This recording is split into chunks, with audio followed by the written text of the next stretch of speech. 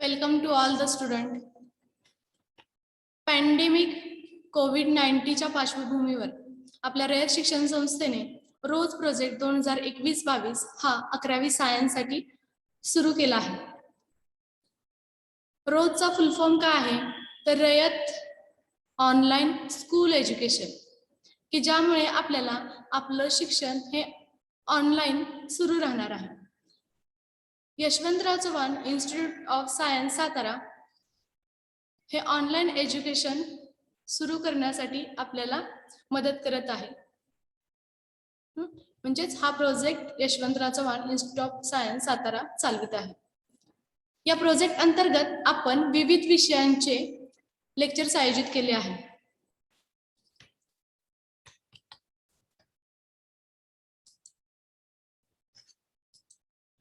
मी ननावरे वैशाली शामराव आज बायोलॉजी या विषयाचा सेल डिव्हिजन हा टॉपिक तुम्हाला शिकवणार आहे. आता आपल्याला ह्या टॉपिक मध्ये पाहायचं काय, सेल डिव्हिजन म्हणजेच आपण काय म्हणतोय पेशी विभाजन. या टॉपिक मध्ये आपण काय पाहणार आहोत तर सगळ्यात सुरुवातीला आपण सेल सायकल, त्याच्यानंतर मायटोसिस आणि मियोसिस. तर सुरुवात करण्या अगोदर सेल डिव्हिजन ला सुरू करण्या अगोदर आपण सेल म्हणजे काय बघूया. सेल किंवा त्यालाच आपण मराठीमध्ये पेशी म्हणतो. Cell is the basic unit of life किंवा त्यालाच आपण म्हणतोय cell is the structural and functional unit of life. म्हणजे आपण काय म्हणतोय की याच्यामध्ये सगळ्या ज्या ऑर्गॅनिझम जे आहेत तर यांची सुरुवात कशापासून होते तर सेल पासून, म्हणजे एका पेशीपासून. मग काही ऑर्गॅनिझम, सम ऑर्गॅनिझम्स आर युनिसेल्युलर और सम आर मल्टीसेल्युलर, म्हणजे काही एकपेशी आहेत किंवा काही बहुपेशी आहेत. म्हणजे आपण म्हणताना कसं म्हणतोय बघा तर every living organism start their life from a single cell. म्हणजे प्रत्येक लिव्हिंग ऑर्गॅनिझमची सुरुवात ही एका सेल पासून होणार आहे. मग ती एक सेल म्हणजे काय आहे तर zygote. How the zygote is form, the zygote is form by the fusion of male and female gamete.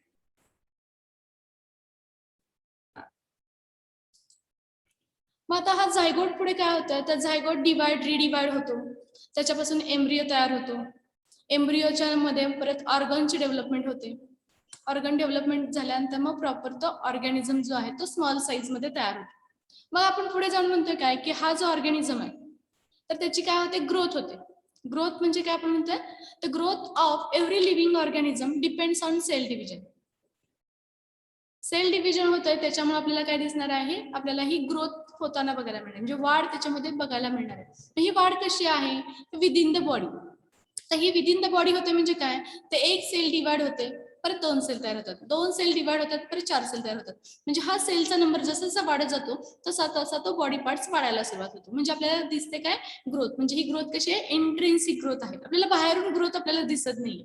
लक्षात, म्हणजे ही लिव्हिंग ऑर्गॅनिझमची पिक्युलियर कॅरेक्टरिस्टिक आहे ग्रोथ, की ही कशामुळे होणार आहे तर सेल डिव्हिजन मुळे होणार आहे. ठीक आहे. मग आता अजून काय म्हणतो आपण तर ही सेल थेअरी आपल्याला सांगते काय, cell theory states that every cell arise from the pre existing cell. म्हणजे प्रत्येक सेल ही कशापासून सुरू होते तर सुरुवातीला अस्तित्वात असलेल्या सेल पासून, प्री एक्झिस्टिंग सेल पासून सुरू होते. आता आपण सुरुवातीला पाहणार आहोत cell cycle. The cell cycle name indicate it as it is the cyclic process. म्हणजे सेलची जी प्रोसेस आहे ती कशी आहे सायक्लिक प्रोसेस आहे. आपण सेल सायकल म्हणजे काय पाहूयात पहिल्यांदा. Definition of cell cycle, a series of changes which occur in the life of dividing cell. म्हणजे चेंजेस कसे आहेत one by one, series of changes किंवा त्याला आपण म्हणतोय the sequential events occur in the life of dividing cell. मग या sale cycle मध्ये आपण पाहणार काय आहोत तर there are mainly 2 phases of cell cycle. As first one is the interphase and second one is the M phase. आता आपण हे थोडंसं डायग्रामॅटिक फॉर्म मध्ये बघूया ही कशी सायक्लिक प्रोसेस आहे. तर आपल्याकडे 2 फेजेस आहेत ओके नाही सेल सायकल मध्ये, इंटरफेज अँड यम फेज. आता हा जो सगळा येलो कलरचा सर्कल दिसतोय है की नाही, थोडासा हा ग्रीन कलरचा पार्ट आहे. हा जो येलो कलरचा पार्ट आहे त्याला आपण काय म्हणणार आहे इंटरफेज. छोटासा हा छोटा पार्ट जो आहे त्याला म्हणतो आपण यम फेज. म्हणजे ही प्रोसेस कशी आहे इंटरफेज झाल्याच्या नंतर लगेचच यम फेज आहे. म्हणजे ही कशी प्रोसेस असणार आहे, सायक्लिक प्रोसेस आहे, म्हणून आपण याला म्हणतोय सेल सायकल. आता या इंटरफेस मध्ये आपल्याला परत नावं दिसत आहेत, G1 आहे, S आहे, G2 आहे, ते आपण डिटेल इंटरफेस मध्ये पाहणार आहोत. तर सुरुवातीची जी फेज आहे सेल सायकलची त्याला आपण म्हणतो interphase. Interphase, inter that means in between two phases of cell division. दोन सेल डिव्हिजनच्या मध्ये जी फेज आहे त्याला आपण काय म्हणणार आहे, इंटरफेज. बरोबर.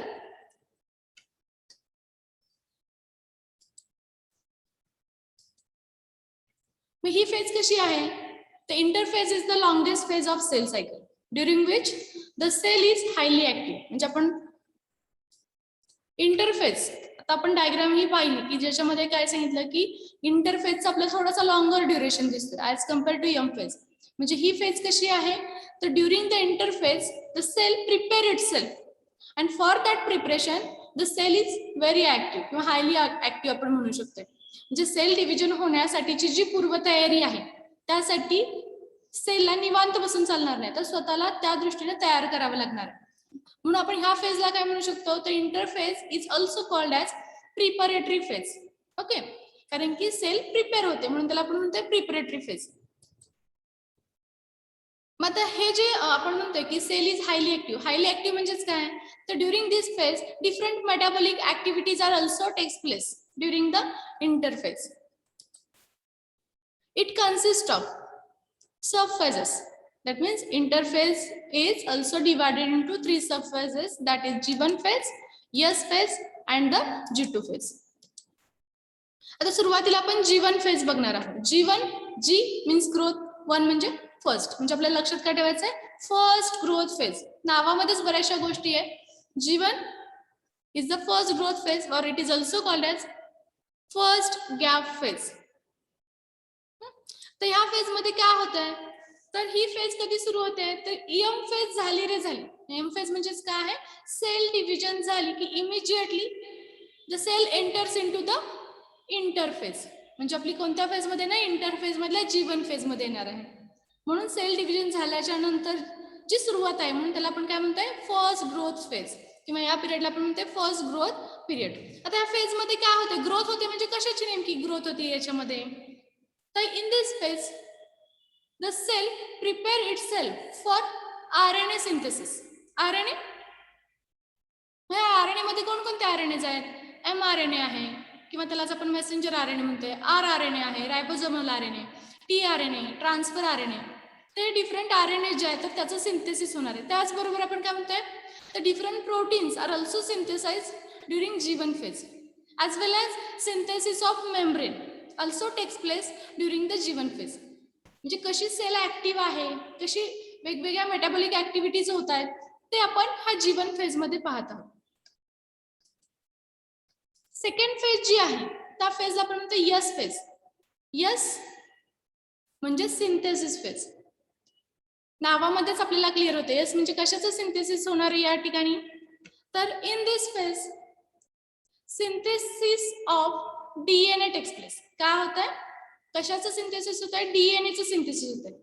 बघा आता डीएनएचं का सिंथेसिस होणं इथं अपेक्षित आहे, कारण की आपल्याला माहिती आहे की आपल्याकडे एक सेल आहे. आपण काय म्हणतो, सेल डिव्हिजन कशाचं होणार आहे, तर cell division occurs from pre existing cell. पहिल्यांदा जी अस्तित्वात असलेली सेल आहे त्याच्यापासूनच 2 डॉटर सेल तयार होणार. मग 2 डॉटर सेल बघण्यासाठी आपल्याला एका सेलमध्ये आपल्याला माहिती आहे की एकच डीएनए आहे न्यूक्लियसच्या आतमध्ये.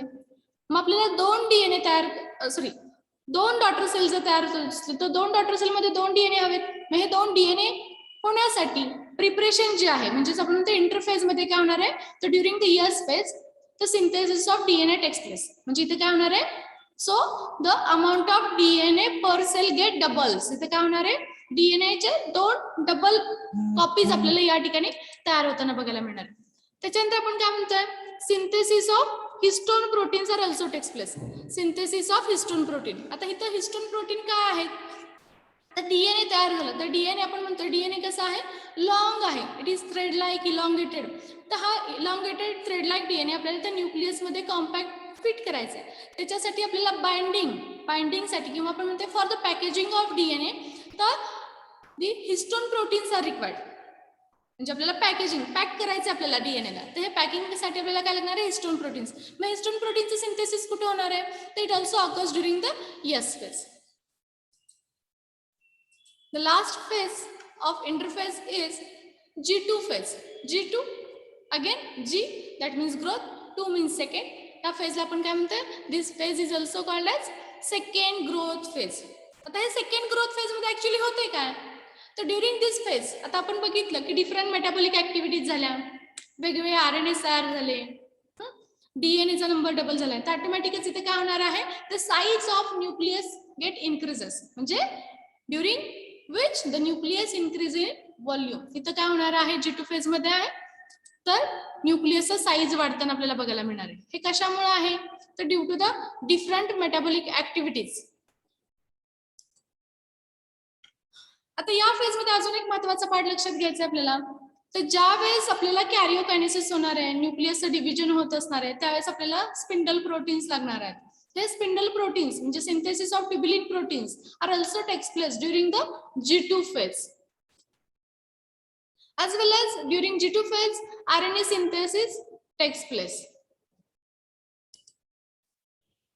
आता याच्यामध्ये अजून एक इंटरेस्टिंग पार्ट आपल्याला बघायचा आहे, तर ॲनिमल सेल मध्ये आपल्याला काय बघायला मिळणार आहे, a daughter pair of centrioles appear near the pre-existing pair. तर हे सेंट्रिओल काय आहे, तर सेंट्रिओल जे आहे ते फक्त ॲनिमल सेल मध्ये प्रेझेंट आहे. Centrioles are absent in plant cell. मग हे सेंट्रिओलची पण पेअर जी आहे ती पण आपल्याला कुठे बघायला मिळणार आहे, जी प्री एक्झिस्टिंग पेअर आहे त्या ठिकाणी आपल्याला daughter pair of centriole is also appear near the pre-existing pair. Now in this figure you have to see how the changes occurs in the cell during interphase. आपण हे सगळं जे बघतोय आपल्याला ही सायक्लिक आहे, सेल सायकल आपण म्हणतो की नाही. त्या सेल सायकल मध्ये काय दिसतंय, तर सायक्लिक इव्हेंट बघायला मिळतात की जे आता आपण बघितले की G1 आहे, यस आहे, G2 फेज आहे. तर इथे काय होते बघा, आफ्टर सेल डिव्हिजन आपल्याला काय मिळणार आहे, एक पॅरेंटल सेल डिवाइड झाली, 2 डॉटर सेल मिळालेले, बरोबर. ह्या 2 डॉटर सेल, तर परत त्यांच्यामध्ये ग्रोथ आपल्याला बघायला मिळणार आहे. Such cell also prepare it self for again cell division. Cell division साठी ती प्रिपेअर होतीये, बरोबर. मग आता याच्यामध्ये जर सपोज आपण 24 आवर्स कन्सिडर केले, तर out of that 24 hours the interphase take approximately 21 to 23 hours. इथे किती घेणार आहे वेळ, इंटरफेज 21 to 23 आवर्स. आलं लक्षात, म्हणजे जास्तीत जास्त वेळ ही सेल स्वतःला प्रिपेअर करण्यासाठी घालवते, म्हणजे सेल डिव्हिजनच्या अगोदर, बरोबर. आणि ऍक्च्युअल मायटोसिस किंवा ऍक्च्युअल सेल डिव्हिजन किती वेळेत होत आहे, तर 1 to 3 आवर्स मध्ये हे कम्प्लीट सेल डिव्हिजन होणार आहे. थोडक्यात जसं आपण एक्झामची प्रिपरेशन करत असतो, थ्रू आउट इयर आपण एक्झामची प्रिपरेशन करतो, हो की नाही. एक्झामचा पेपर कसा असेल किंवा त्या दृष्टीने आपली तयारी असते, म्हणजे प्रिपरेशनसाठी आपण खूप कालावधी घालतोय, पण त्या मनानं आपला एक्झाम पेपर किती वेळाचा असतो, फक्त 3 तासामध्ये, बरोबर ना. 3 तासामध्ये आपण एक्झाम पेपर कम्प्लीट करतो. सिमिलर टू दॅट ही जी सेल आहे ती पण काय करते, तर 21 to 23 आवर्स घेते स्वतःला प्रिपेअर करण्यासाठी. आणि ऍक्च्युअल प्रिपेअर झाल्यानंतर एका सेल पासून 2 सेल होण्यासाठी किती वेळ लागतोय, 1 to 3 आवर्स. ओके, आता आपण 1 by 1 बघूया की ही G1 फेज जी आहे, तर G1 फेज मध्ये काय काय होत आहे. तर ही डॉटर सेल जी आहे हिची सुरुवात कशी होणार आहे, ग्रोथ. पहिल्यांदा सेलची ग्रोथ आपल्याला बघायला मिळणार आहे, बरोबर. त्याचबरोबर ही सेलमध्ये आपल्याला नॉर्मल सेल फंक्शनिंग होणं खूप गरजेचं आहे. As well as the duplication of organelles, म्हणजे डिफरंट सेल ऑर्गॅनिलीज जे आहेत त्याचंही डुप्लिकेशन कुठे बघायला मिळणार आहे आपल्याला, G1 फेज मध्ये. म्हणजे G1 फेज साधारणतः किती वेळ घेते, आउट ऑफ 21 to 23 आवर्स, तर it takes 8 hours or more than 8 hours. लक्षात, म्हणजे G1 फेज साठी आपल्याला हा वेळ लागणार आहे. त्याच्यानंतर मग सेल कोणत्या फेज मध्ये येते, तर cell enters into the S phase. ह्या यस फेज मध्ये काय दिसतं आपल्याला, तर सिंथेसिस ऑफ डीएनए, म्हणजे इथे काय होणार आहे, डुप्लिकेशन किंवा आपण काय म्हणतो replication of DNA takes place. म्हणजे एका डीएनए पासून 2 डीएनए आपल्याला या फेज मध्ये तयार होताना बघायला मिळणार. आणि त्याच्यासाठी किती वेळ लागतोय, the cell takes approximately 6 to 8 hours. Okay, now the cell enters into the G2 phase. आता आपण G2 phase मध्ये येणार, बरोबर. G2 म्हणजे सेकंड ग्रोथ फेज. मग सेकंड ग्रोथ फेज साठी किती वेळ लागतोय, तर it also requires approximately 2 to 5 hours. Okay, 2 to 5 hours. मग याच्यामध्ये काय होणार आहे, तर different proteins are also required for the cell are also synthesize in the G2 phase. याच्यामध्ये प्रोटीन सिंथेसिस आपल्याला बघायला मिळणार आहे. ओके, आणि मग सेल कशामध्ये येणार आहे? तर cell enters into the M phase. Okay, are you getting this point? Now the next is young phase, or it is also called as period of division. म्हणजे यंग फेज जी आहे, तर young stand for, आपण young काय म्हणताय, तर it is for mitosis और meiosis. Young कशासाठी आहे, तर मायटोसिस पण डिव्हिजन होऊ शकते किंवा मियोसिस पण होऊ शकते या ठिकाणी. ठीक आहे, मग आता आपल्याला यंग फेज मध्ये काय काय बघायचं. Young phase involves, first one is the karyokinesis. Karyon that means the nucleus, kinesis means division. Karyokinesis होताना काय होणार आहे, division of nucleus into 2 daughter nuclei. आपल्याला डॉटर न्यूक्लिया किती मिळणार आहेत, 2 डॉटर न्यूक्लिया मिळणार आहे. आणि after that cytokinesis. Cyto means cytoplasm, kinesis means division, the division of cytoplasm. जिथे काय होणार आहे, जे 2 डॉटर न्यूक्लिया तयार झाले त्याच्या भोवती आपल्याला काय मिळणार आहे, सायटोप्लाझम पण इक्वली डिवाइड होणार आहे. आणि after that 2 daughter cells are produced. Okay, after that cell सायकलच्या नंतर आपण काय पाहणार आहोत, तर टाइप्स ऑफ सेल डिव्हिजन. आता सेल डिव्हिजन जे आहे, इट मेनली कन्सिस्ट ऑफ किंवा it mainly divide into 3 sub types. कोणकोणते 3 सब टाइप्स आहेत त्याच्यामध्ये, तर फर्स्ट जे आहे ते अमायटोसिस आहे किंवा त्यालाच आपण काय म्हणतोय, डायरेक्ट डिव्हिजन. सेकंड मायटोसिस, और it is also called as indirect division. आणि हे कुणामध्ये आपल्याला बघायला मिळणार आहे, तर haploid and diploid cells. Third one is the meiosis किंवा त्यालाच आपण काय म्हणतोय, रिडक्शनल डिव्हिजन. हे कोणत्या सेल्स मध्ये होणार आहे, तर डिप्लॉइड सेल्स मध्ये आपल्याला बघायचं.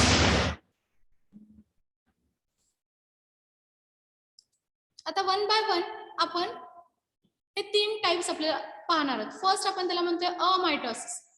अमायटोसिस, amitosis the simplest mode of cell division. A means absent. या ठिकाणी आपल्याला मायटोसिस इक्वेशनल डिव्हिजन आपण बघत नाहीये, तर या ठिकाणी आपण काय म्हणतो, सिम्पलेस्ट मोड आहे सेल डिव्हिजनचा. आता या ड्युरिंग अमायटोसिस काय होतं, तर न्यूक्लियस इलॉंगेट्स. इथे काय होणार आहे, न्यूक्लियस जो आहे तो काय होणार आहे, इलॉंगेट होत आहे. म्हणजे सेलच्या आतमध्ये असलेला जो न्यूक्लियस आहे त्याचा साईज काय होत आहे, इन्क्रीज होतोय. Okay, and the constriction appear along its length. Constriction म्हणजे बरोबर मिडलला ते काय होणार आहे, कन्स्ट्रिक्ट व्हायला सुरुवात होणार आहे. And this constriction deepens and divide the nucleus into 2 daughter nuclei. म्हणजे इथं काय होणार आहे, ते कन्स्ट्रक्शन इतके खोलवर जाणार आहेत की एका न्यूक्लियस पासून 2 डॉटर न्यूक्लिया आपल्याला तयार होताना बघायला मिळते. Then followed the division of cytoplasm. म्हणजे एकदा न्यूक्लियसचं डिव्हिजन झालं की ऑटोमॅटिकच काय होणार आहे, तर cytoplasm also divided into 2 daughter cells. म्हणजे थोडक्यात आपल्याला इथे काय लक्षात येतं, अमायटोसिस मध्ये काय होणार आहे, तर एक जी सेल आहे त्याच्यापासून 2 डॉटर सेल आपल्याला बघायला मिळणार आहे. मग हे आपण मोस्टली कुणामध्ये बघतोय, amitosis it is mainly found in case of the unicellular organism. Okay, त्याचबरोबर ॲबनॉर्मल सेल जे आहेत त्याच्यामध्ये आपण सांगतोय, ओल्ड सेल्स आहेत किंवा फिटल मेम्ब्रेन सेल्स आहेत, तर त्याच्यामध्ये हे आपल्याला अमायटोसिस बघायला मिळणार आहे. आपण एक डायग्राम बघूया थोडक्यात, की इथं काय आहे, युनिसेल्युलर ऑर्गॅनिझम आपण घेतलेला आहे. ओके नाही, तर ह्या युनिसेल्युलर ऑर्गॅनिझम मध्ये आपल्याला सेल सायटोप्लाझम दिसतंय, सेंट्रल लोकेटेड न्यूक्लियस दिसतंय, आणि आपल्याला हाच न्यूक्लियसवर आपण फोकस केलाय की नाही. हा न्यूक्लियस काय झालेला आहे, न्यूक्लियस काय झालेला आहे, इलॉंगेट होताना बघायला मिळतो आपल्याला, की नाही, इलॉंगेट झालेला आहे. आणि इलॉंगेट झाल्यानंतर काय झालेलं आहे, in the middle the constriction appears, की नाही, मध्ये बरोबर आपल्याला कन्स्ट्रिक्शन होताना बघायला मिळते. त्याच्यामुळे काय झाला, हा न्यूक्लियस 2 डॉटर न्यूक्लियामध्ये डिवाइड झालेला आहे. आणि ऍट द एंड काय दिसतं आपल्याला, 2 डॉटर न्यूक्लिया डिवाइड झाल्यानंतर तर सायटोप्लाझम पण त्याच्याभोवती डिवाइड होताना बघायला मिळतं. लक्षात, म्हणजे इथं आपल्याला इक्वल सेल डिव्हिजन होताना दिसणार नाही. लक्षात, म्हणून या प्रोसेसला आपण काय म्हणतो, amitosis. Now the next one is the mitosis. Mitosis म्हणजेच काय, हे मायटोसिसला आपण काय म्हणतो, it is also called as equational division.